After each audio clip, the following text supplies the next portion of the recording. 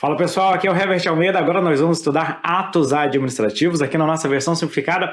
Esse é um assunto que cai muito em prova e nós conseguimos mais ou menos mapear o que costuma cair na prova e eu vou tentar simplificar para vocês ao máximo esse assunto para que você possa se preparar da forma adequada. E a primeira coisa que eu tenho que tentar explicar para vocês, é o que é atos administrativos.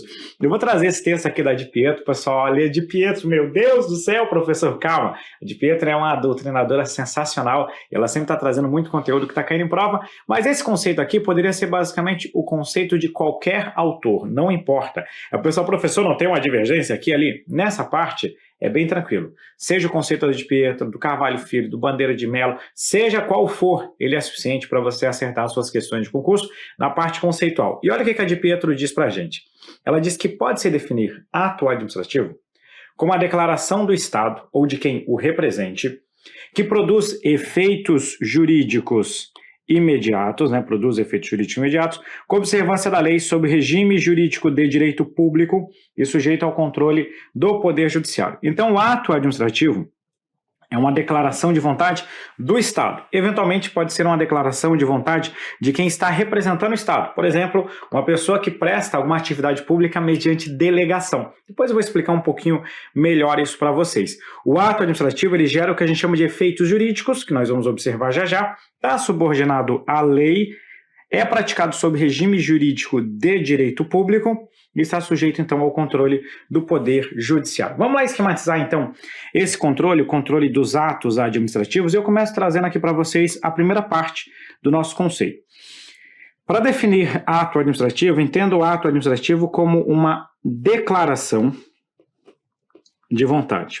O que isso aqui quer dizer? Quer dizer que no ato administrativo, o Estado vai lá e define qual que é a conduta que, no ver do Estado, ou dos seus agentes públicos, atende ao interesse público. Só que essa declaração, ela é uma declaração unilateral. Então vamos lá trazer aqui um exemplo para vocês, que eu sempre vou trazendo, Abri a minha janela aqui, tava lá o vizinho, Herbert, como é que você tá aí? Aí eu, tudo bem? Cara, é o seguinte, tô querendo vender meu celular, tu quer comprar ele? Aí o vizinho fala, quero. Quanto? É tanto. A gente faz um acordo e nesse acordo nós temos a compra e venda do aparelho celular. É uma relação bilateral. Eu posso chegar e, entre aspas, empurrar a venda do celular goela abaixo do meu vizinho? Não. Da mesma forma, ele pode me forçar a vender o celular para ele? Também não. Tem que existir um acordo. Nas relações entre particulares, você tem que ter essa concordância. Já a administração pública, em algumas hipóteses, pode editar vontades que nós vamos chamar de unilaterais. Então, manifestação unilateral de vontade. É o Estado definindo qual que é a decisão e o Estado vai, entre aspas, empurrar isso independentemente da concordância da outra parte. É igual multa. Você quer ser multado? Eu acredito que não. Eu não quero ser multado na minha vida. Mas se eu fizer algo de errado, o Estado vem e aplica essa multa e ponto final. Por quê? Porque é uma declaração unilateral. Pouco importa a minha vontade. O que interessa é a vontade do Estado nesse momento. Por isso que é uma declaração unilateral de vontade do Estado. Só que, às vezes, o que vai acontecer? Às vezes, o Estado, ele delega a prestação de uma atividade à iniciativa privada. Por isso que essa declaração unilateral de vontade pode ser uma declaração naturalmente do Estado. Quando eu falo do Estado, pode aparecer aqui na sua questão de prova da administração pública também, tanto faz nesse momento, tá? Qual o termo que nós vamos utilizar? Quando eu falo do Estado aqui, é importante deixar claro que eu posso estar falando de todos os poderes. Isso aqui é um ponto interessante, porque às vezes vem uma pegadinha, uma questão de prova, que tenta te induzir a ideia de que somente o poder executivo pratica atos administrativos. Naturalmente, na maior parte das vezes, quem pratica um ato administrativo é o poder executivo. Afinal de contas, é o poder executivo que exerce de forma típica a função administrativa. Mas a gente também pode encontrar atos administrativos no exercício da função administrativa no âmbito dos demais poderes. Então, professor, você quer me dizer que o Poder Judiciário também pode praticar um ato administrativo? Sim, naturalmente. O Poder Judiciário também pode praticar atos administrativos. Por exemplo, quando o Poder Judiciário, um diretor administrativo, aplica uma pena, uma sanção, uma advertência, uma suspensão, uma demissão a um servidor público. Isso é um ato administrativo. Então, no exercício da função administrativa, tanto o legislativo quanto o judiciário também podem praticar atos administrativos. Então, quando eu falo do Estado ou da administração pública, são todos os poderes. Outra coisa que eu quero colocar para vocês é que, às vezes, o poder público faz a delegação do serviço público a particulares. Por isso que a Maria de Pietro fala assim, ó, quem lhe faça às vezes, que eu vou chamar aqui de quem o represente. Exemplo, a administração pública pode fazer a delegação da prestação de serviço público a uma concessionária de serviço público. Essa concessionária de serviço público vai ter um motorista. Esse motorista está fazendo lá o transporte coletivo. Ele está investido do poder de império. Se chegar um monte de gente lá fazendo uma bagunça, uma zona na prestação de serviço, esse motorista, como ele está investido do seu poder de império, do poder de império do Estado, ele pode mandar as pessoas desembarcarem. Por que ele pode fazer isso? Porque ele está representando o Estado. Então ele tem a capacidade de editar atos administrativos, de praticar manifestações unilaterais de vontade, representando o Estado nesse tipo de situação. Outro ponto marcante do conceito de atos administrativos é que o ato administrativo ele produz efeitos jurídicos imediatos. Professor, o que são esses tais efeitos jurídicos imediatos, tá? Efeitos jurídicos imediatos vem da ideia de que o ato administrativo ele é capaz de criar direitos ou instituir obrigações. Por que eu falo que são imediatos? Porque são atos concretos, essencialmente, que nós vamos ter aqui. Então, vamos trazer aqui um exemplo para vocês. O ato administrativo que nomeia um servidor para um cargo público, a nomeação. A nomeação é um ato administrativo que cria o direito de você tomar posse. Professor, bate na madeira, amém, eu recebo. Ok, eu estou diante de uma situação em que eu te dou o direito de tomar posse no cargo público. Eu editei um ato chamado nomeação que criou esse direito. O ato de promoção, né? A promoção faz com que o servidor público suba na carreira, então institui esse direito para o servidor público. Por outro lado, a multa cria uma obrigação, porque quando você é multado, você passa a ter o dever de quitar essa multa para com o Estado. Tá? Então, essa é a característica do ato administrativo de produzir os seus efeitos jurídicos imediatos. Outro ponto interessante aqui é que como o Estado está agindo como Estado, ou seja, o Estado está agindo com base nas suas prerrogativas, né? O ato administrativo ele é praticado sob o regime jurídico de direito público. Por isso que o ato administrativo tem algumas características especiais. Por exemplo, o ato administrativo ele tem a tal da presunção de legitimidade. O ato administrativo tem autoexecutoriedade. O ato administrativo tem imperatividade. Por quê? Porque ele é praticado sob regime de direito público. Então ele tem características especiais, proteções especiais que os atos dos particulares não possuem. Isso é o regime jurídico de direito público que denota essa superioridade, essa supremacia do interesse público que nós temos dentro do ato administrativo. O ato administrativo, como toda atuação da administração pública, os atos são sujeitos à lei. Por quê? Porque o ato está abaixo da lei. O ato não pode contrariar a lei. A administração pública se submete ao princípio da legalidade. E avançando mais um pouquinho, nós estamos aqui diante de um controle judicial. Por que eu estou falando de controle judicial? Porque eu estou falando para vocês o seguinte: todos os atos administrativos são passíveis de controle judicial. Justamente porque o ato administrativo está sujeito à lei. Como ele está sujeito à lei e o Poder Judiciário faz um controle de legalidade, todo ato administrativo é passível de controle judicial. E aqui eu quero colocar então para vocês uma informação bem importante, tá? Pergunto para vocês. Você sabe o que é um ato vinculado?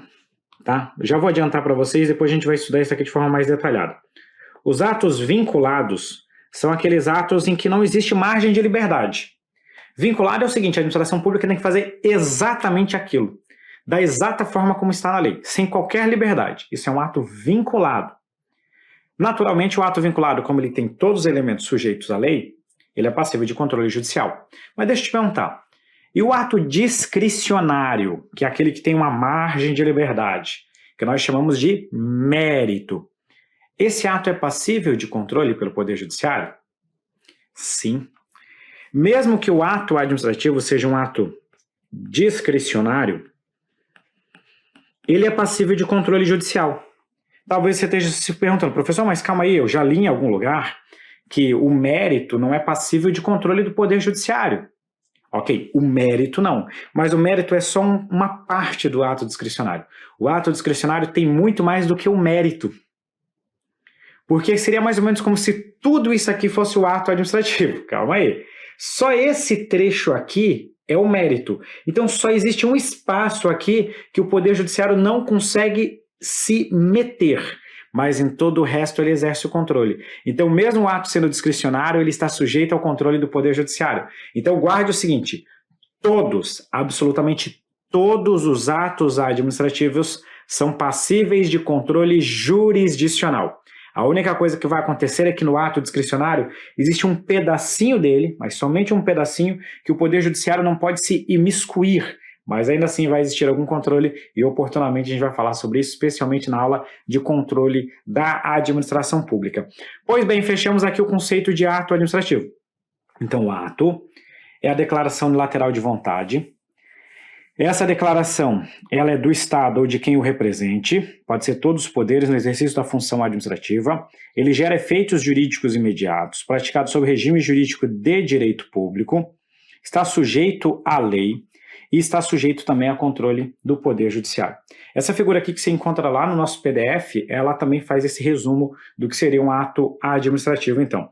É uma manifestação unilateral de vontade do Estado, né, no âmbito de todos os poderes, ou de particulares que façam, às vezes, do Estado praticado sob regime jurídico de direito público, o que quer dizer que nós temos prerrogativas e sujeições, produz efeitos jurídicos imediatos e está sujeito ao controle judicial. Essencialmente, esse aqui é o conceito de ato administrativo, tá? Mas deixa eu contar uma coisa para vocês. Às vezes eu vejo o pessoal se matando aí para pegar, decorar. Professora, eu não consigo entender o que é um ato administrativo. Galera, é muito fácil. Ato administrativo é a forma como o Estado toma suas decisões. Essencialmente é isso. Quando o Estado toma uma decisão de nomear um servidor, de punir um servidor, de mandar você parar no sinal de trânsito, de aplicar uma multa, tudo isso é ato administrativo. Uma outra forma de você analisar o ato administrativo é aquela decisão do Estado que independe da sua manifestação. Muitas vezes. Então isso é um ato administrativo. Só que na prova, por incrível que pareça, não é o conceito de ato administrativo que mais cai. Conceito cai muito pouco em prova. Sabe o que cai bastante em prova? É justamente o que não é ato administrativo. Olha só que curioso. Eu vou trazer para vocês 3 conceitos de 3 coisas que são bem parecidas, mas não são ato administrativo. Quais são essas 3 coisas? Primeiro eu vou falar com vocês sobre esse termo que parece, mas não é, que é o que nós vamos chamar de ato da administração. Pessoal, ato da administração é sempre importante você destacar esse da aqui, ó. Não é ato administrativo, é ato da administração. Esse termo, ato da administração, remete a um conceito que a gente adota em sentido amplo. Como assim em sentido amplo?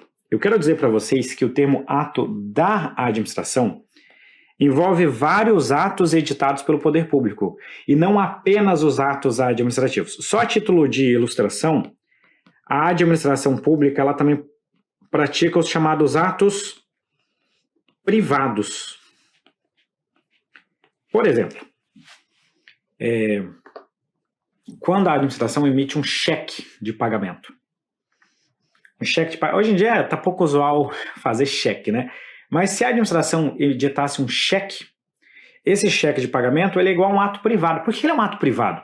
Se a administração pagasse com um cheque, qual seria a diferença da administração pagando com cheque e de um particular pagando com cheque? Eu falei o seguinte, que hoje em dia é pouco usual a administração usar cheque, mas na verdade ninguém mais usa, né? Nem os particulares. Mas se fosse o caso, Isso seria igual. O que o particular faz e o que a administração faz seria basicamente idêntico.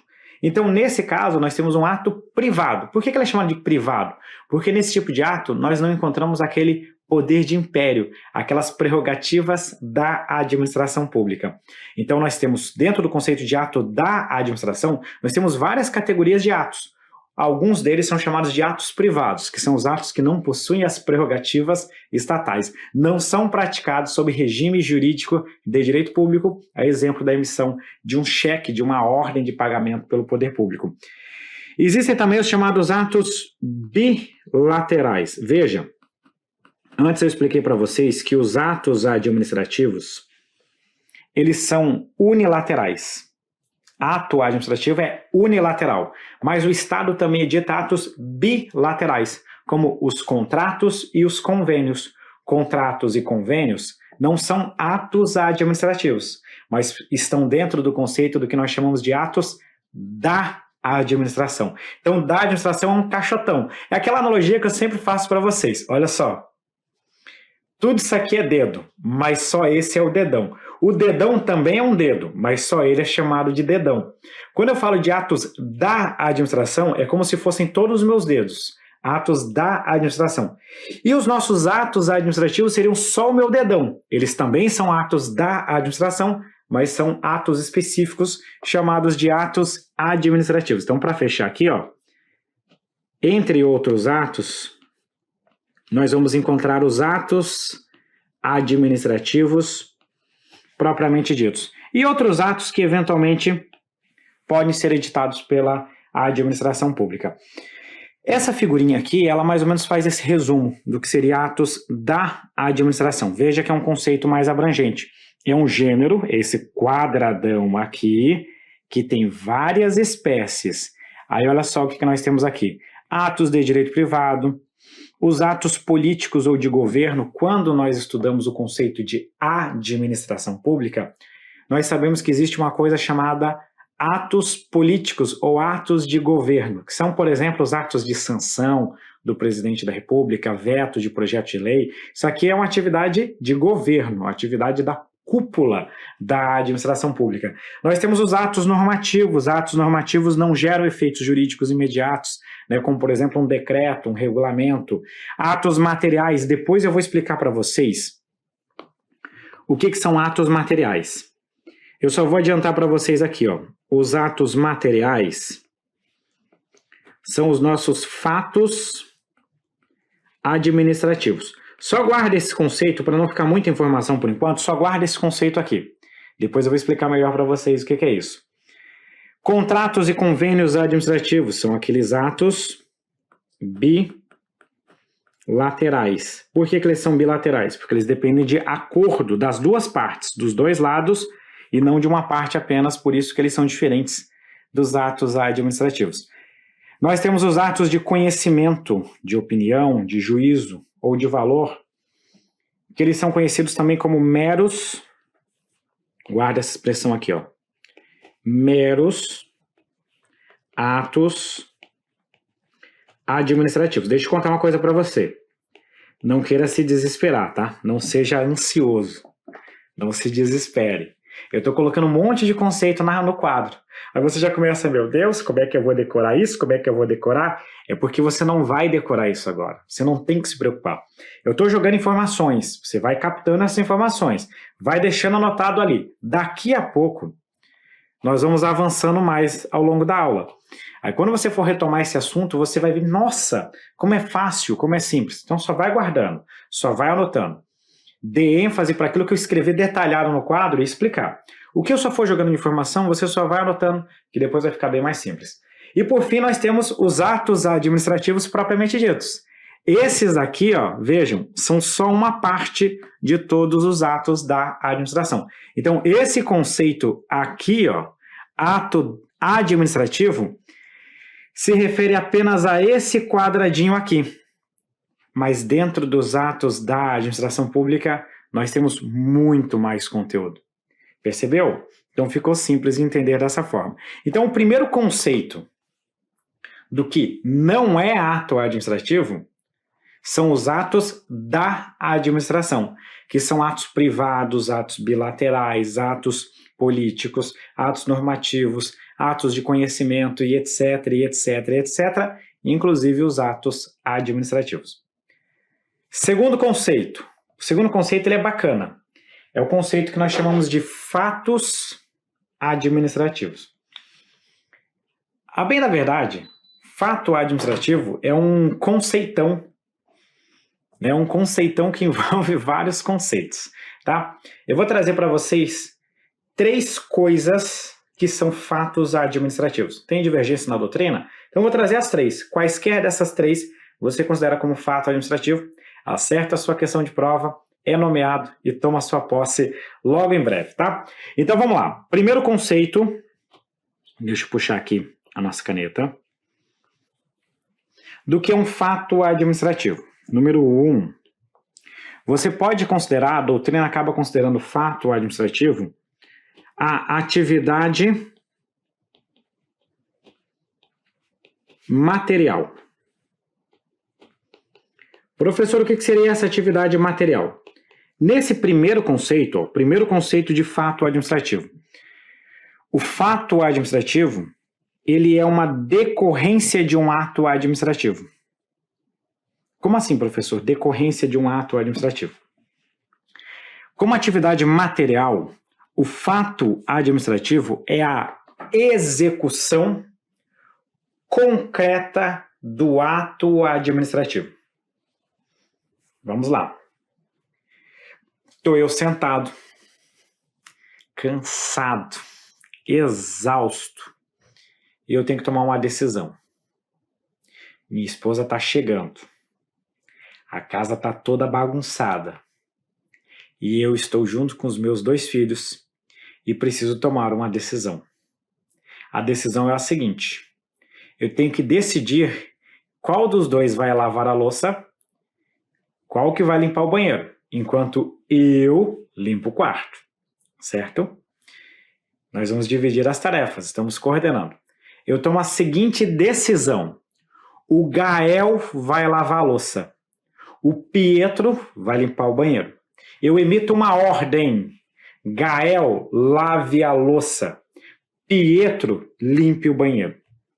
Qual foi o ato administrativo? O ato administrativo foi a minha decisão. Eu decidi que o Gael vai lavar a louça e que o Pietro vai limpar o banheiro. Esse é o meu ato administrativo. A minha decisão. O Gael foi lá e lavou a louça. Quando o Gael está lavando a louça, ele não está praticando um ato administrativo, porque quem praticou o ato fui eu. Sabe o que o Gael está fazendo? Ele está executando o ato, ou seja, ele está praticando uma atividade material. Ele está exercendo um fato administrativo. Professor, traz para a administração pública para eu entender, porque o que vai cair na prova não vai ser o exemplo do seu filho, né, professor? Vamos lá.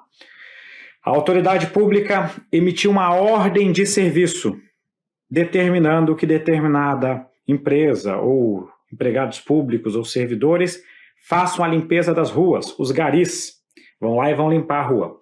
Quando a autoridade editou a ordem de serviço, é a sua decisão, isso é um ato administrativo.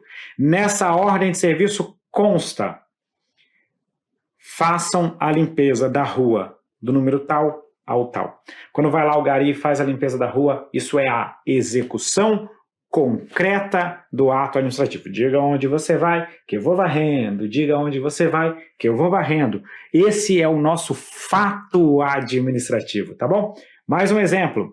Uma autoridade percebeu que um prédio está correndo risco de desabar. A autoridade determina a evacuação do local e a interdição do estabelecimento e emite uma ordem para que o prédio seja demolido. Esse é o ato administrativo. Quando chega lá o trator, a dinamite, seja lá o que for, e derruba o prédio, é um fato administrativo, a execução concreta desse ato. Tranquilo, né? Tenho certeza que vocês pegaram essa parte, né? Segunda situação, conceito número 2. Conceito número 2. Agora um segundo conceito. O segundo conceito é que o fato administrativo, ele pode ser uma atividade da administração pública, e essa atividade é uma atividade que produz os efeitos jurídicos. Aí você está se perguntando, professor, calma aí. Mas se produz efeitos jurídicos, não seria um ato administrativo? Não, nem sempre. Deixa eu contar para vocês. Qual que é a diferença? Essa atividade aqui produz o que a gente chama de efeitos jurídicos indiretos. Ou ainda, para alguns, efeitos jurídicos indesejados.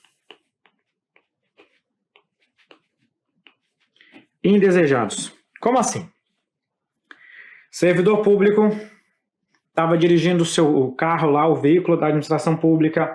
Aí ele estava ouvindo um áudio, estava ouvindo um Estratégia Cast. Pô, esse professor, esse tal de Herbert, pô, né, que esse cabra é bom mesmo, tal. Aí, de repente, ele se distraiu e bateu o carro da administração pública. Se você já estudou responsabilidade civil, você sabe que um agente público, na qualidade de agente público, quando ele causa um prejuízo a terceiros, surge a responsabilidade civil do Estado. Pergunto para vocês, a batida no carro, pau, gera efeito jurídico? Gera. O Estado terá que indenizar o carro do terceiro. Tem a obrigação do Estado. Portanto, nós temos um efeito jurídico. Mas bater o carro foi um ato administrativo? Não, não é uma declaração de vontade do Estado. O Estado não tomou a decisão de bater o carro. Simplesmente o agente público bateu o carro e dessa atividade surgiu um efeito jurídico. Então é uma atividade que, mesmo sem querer, indesejadamente, gera um efeito jurídico. É o caso, então, de um acidente que surge a responsabilidade civil do Estado. Terceira hipótese, terceira conceituação, número 3. A aula é tão boa que até o cachorro do vizinho está nos acompanhando aqui ao vivo. Terceira situação, um evento da natureza. Só que esse aqui é um evento da natureza que não é qualquer evento. É um evento da natureza que produz efeitos jurídicos. Vamos lá, vamos trazer aqui alguns exemplos para vocês. Primeiro, caiu um raio. Caiu um raio. Esse raio caiu num local qualquer. Não atingiu o patrimônio de ninguém, não atingiu nada da administração pública.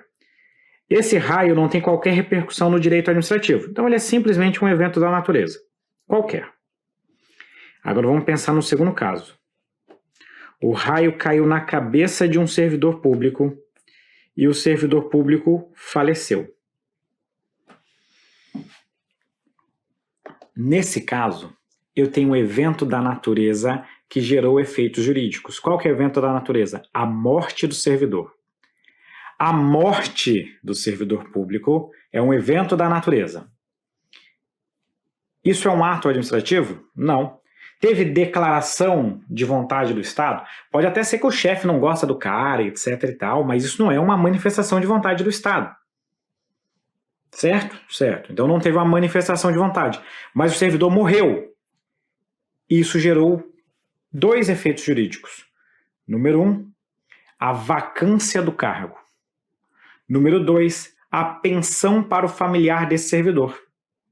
Então nós temos 2 efeitos, 2 consequências da morte do servidor público. Antes, quando eu ia dar exemplo disso aqui, eu falava para os alunos, olha, o melhor exemplo é a morte do servidor. Aí um aluno pegou e falou, professor, isso não é um melhor exemplo, né? Por favor, né? Realmente não é o melhor exemplo. Mas a gente tem que explicar. Se o servidor morre, surge a vacância do cargo e o direito ao familiar perceber a pensão. É um evento da natureza que gera efeitos jurídicos. Isso é considerado um fato administrativo. Então eu trouxe aqui para vocês 3 exemplos do que poderia ser considerado um fato administrativo. Próximo tópico, tá? Próximo tópico que eu vou trazer para vocês agora é o que nós vamos chamar de silêncio administrativo. Vamos lá. O que é o silêncio administrativo? Silêncio vem de ausência, vem de não fazer, tá? Isso é um silêncio. Então o que é o silêncio? O silêncio é uma omissão da administração pública. É uma omissão administrativa. Eu tenho quase a certeza absoluta que você já chegou em algum órgão público, apresentou algum pedido, algum requerimento e simplesmente ninguém te respondeu. Nem para dizer que sim, nem para dizer que não. Simplesmente ninguém falou nada. Isso é um silêncio administrativo. É uma omissão da administração pública quando ela deveria se manifestar. Aí eu pergunto para vocês. A administração tinha que me responder e não me respondeu. Isso é considerado um ato administrativo? Tem autor que até diz que pode ser, não que vai ser sempre, mas que pode ser. Mas a corrente amplamente majoritária diz simplesmente para a gente que o silêncio administrativo não é ato administrativo. Por que não seria ato administrativo? Porque não tem essa manifestação de vontade. O Estado não faz, não declara qual que é a decisão dele a respeito disso. Mas, agora eu vou fazer uma outra pergunta. Existe algum efeito do silêncio? O silêncio tem alguma consequência jurídica? Olha, eu vou falar para vocês que pode ter. Ou seja, o silêncio pode produzir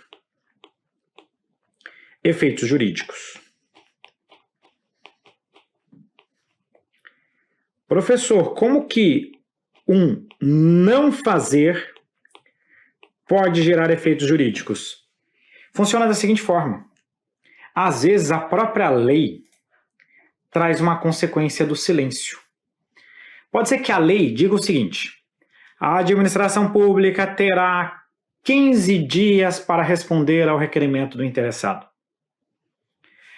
Caso o pedido não seja respondido em 15 dias, aí vem aquela mesóclise maravilhosa. Considerar-se-á deferido o pedido.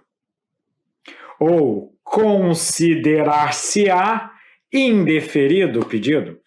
Veja que a lei definiu qual que é o efeito jurídico desse silêncio.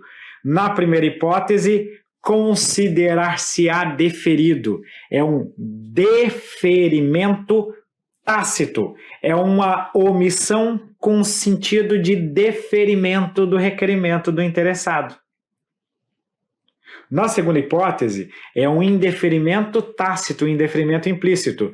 Na ausência de manifestação, considere que o seu pedido não foi deferido. É mais ou menos como acontece aqui em casa. Aqui em casa tem uma lei que diz o seguinte: eu vou lá e peço para minha esposa para comprar um drone, né?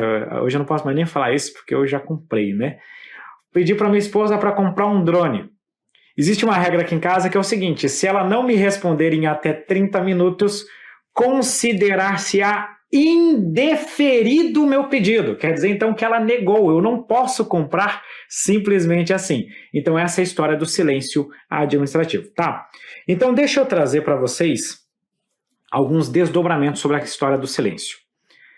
A bem da verdade, essas hipóteses em que a lei diz qual que é o efeito do silêncio são a minoria. Na maior parte das vezes, a lei simplesmente não fala nada. Ela só fala o seguinte: a autoridade pública tem o prazo X para responder.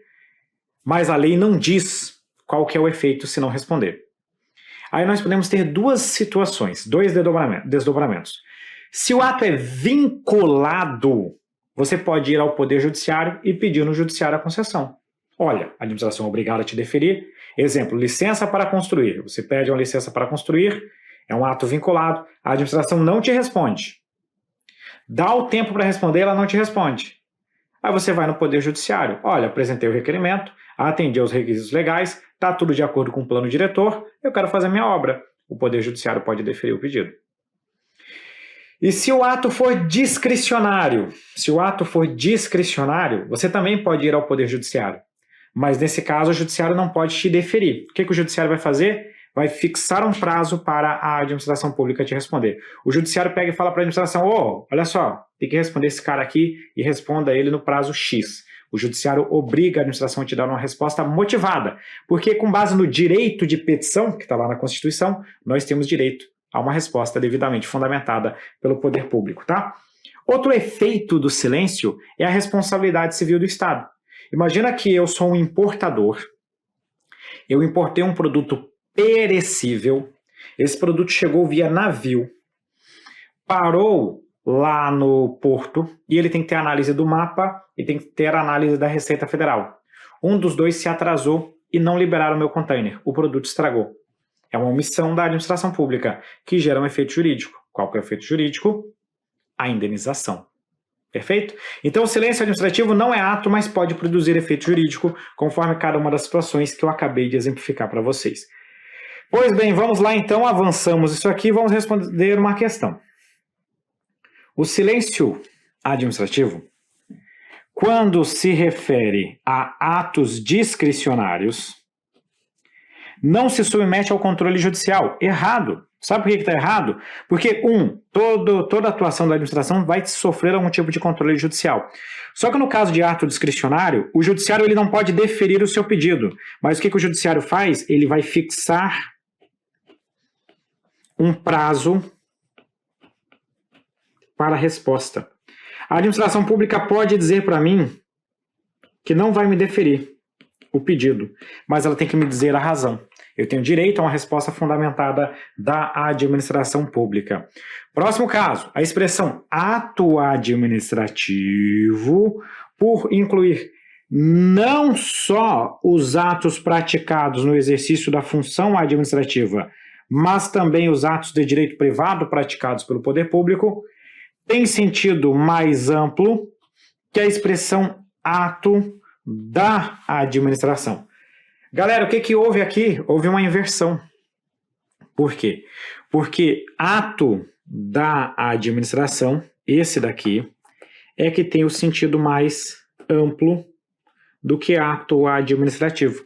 Então, essa questão aqui fez a inversão dos conceitos. Consequentemente, ela está erradíssima, né? Bem tranquila para a gente fechar, ao contrário. E com isso, nós fechamos esse bloco inicial sobre o que são os atos administrativos e também seus conceitos correlacionados. Grande abraço e até breve.